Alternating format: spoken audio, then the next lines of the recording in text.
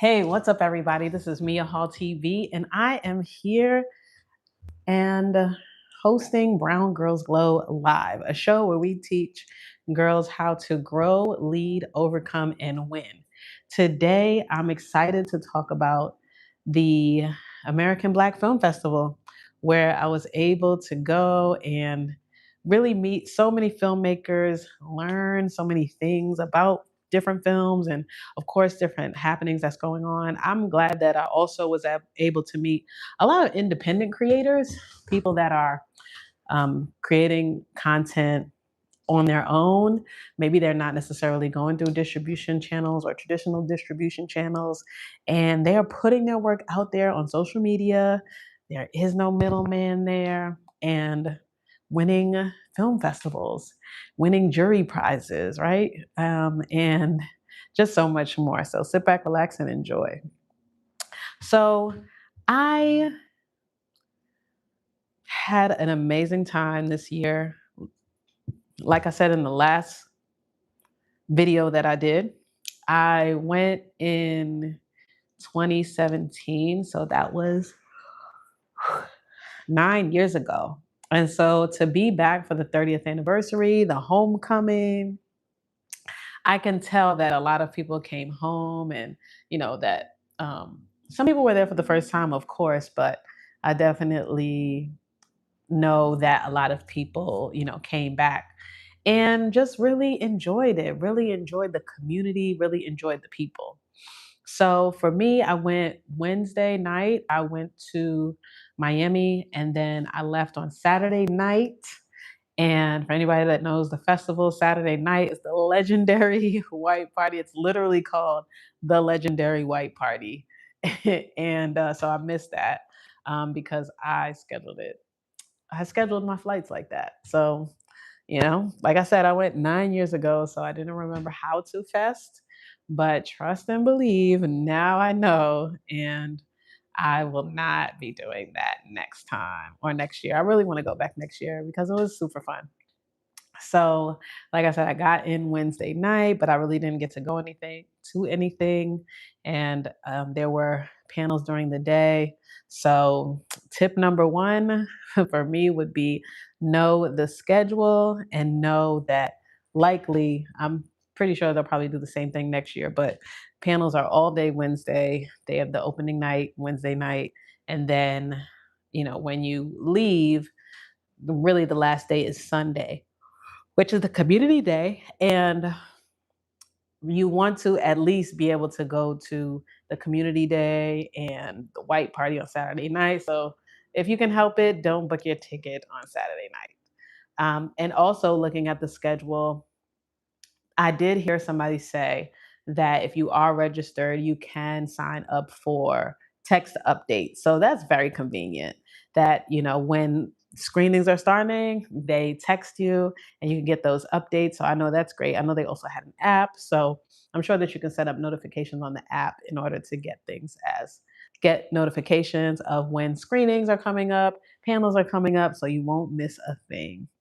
So, yes, that is tip number one as far as scheduling, timing. Make sure that you are timing things right. Also, about time, make sure that you show up to those panels early, okay? Because they usually, some people can buy tickets, some people have badges. So, there's a combination of people and a lot of people that are coming to these events.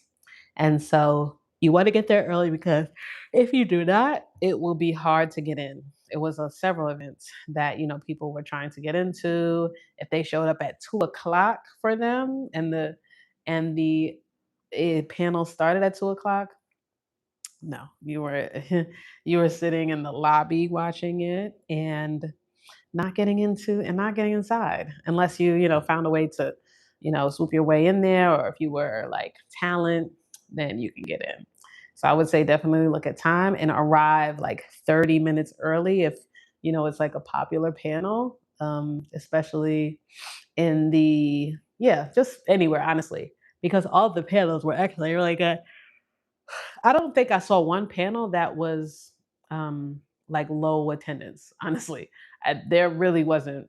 Like everything that I went to looked like it was a packed house. So yeah, you want to get to everything early.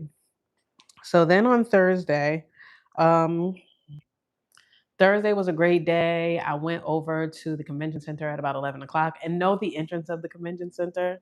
That is like a side tip because the convention center in Miami is huge. And so there's a certain side that the festival was on. So I walked around the world to get to the side, but I eventually found it and I was happy when I did. I would also say bring food because they have concessions, but it's very limited food. They had hot dogs and popcorn and like some candy, maybe drinks, but that was it. So I would say either pack a lunch or make sure that you fit time in your schedule to go get lunch. And lunch is not like it's not like it's across the street. You could go to like a corner store, bodega.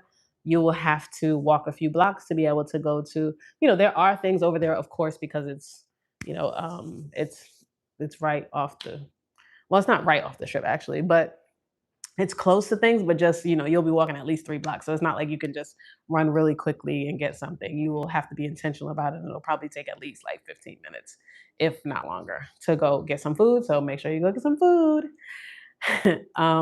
So yeah, so that was a tip. But I was able to get the concessions. And if you're fine with the hot dog or with popcorn or something like that, then you're fine. But if some you want a little bit more and you will, then I would say bring a lunch or make sure you take time to go get lunch. Then I went to the screening for That's Her.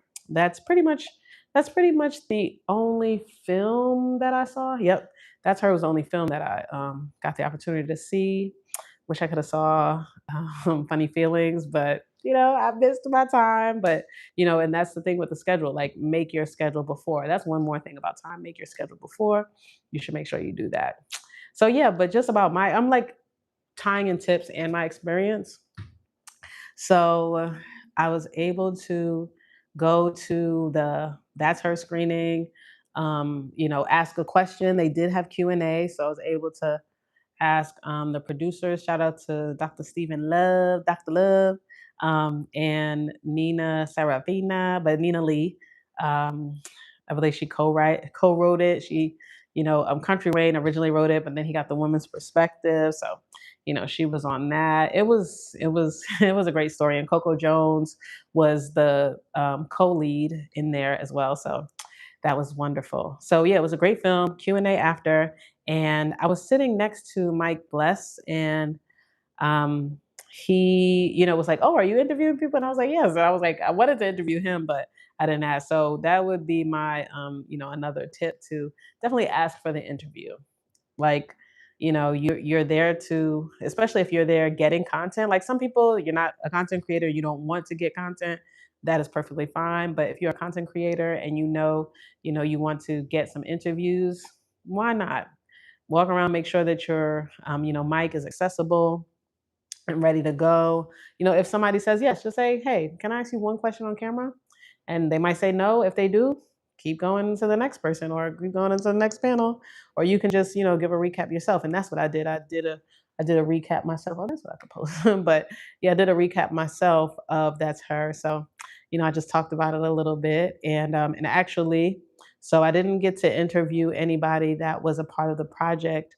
But I did see Country Wayne on the elevator while I was coming back to get more content, actually, because I was going to leave, and then I was like, let me come back and get some more content, give my review of the film. And I saw him in the elevator as I was going back upstairs. So of course I told him what I thought about it, thought it was great, and I also got him to do a little promo video, which I posted on this channel, so you can go and check that out. And then I did a overall stand up, in front of the step and repeat. I just got some B-roll, and then I went to the convention center. I went to the New World Center. So half of the events were at the convention center, half of the events were at the New World Center. So I went over to the New World Center, and it wasn't very far, which was great. It was walking distance and pretty much across the street. And yeah, so I went over there, got to meet some more people, and then I went back to my hotel. So I went back there to, of course, rest, regroup. So that's another tip. Make sure that you rest and regroup when you're there.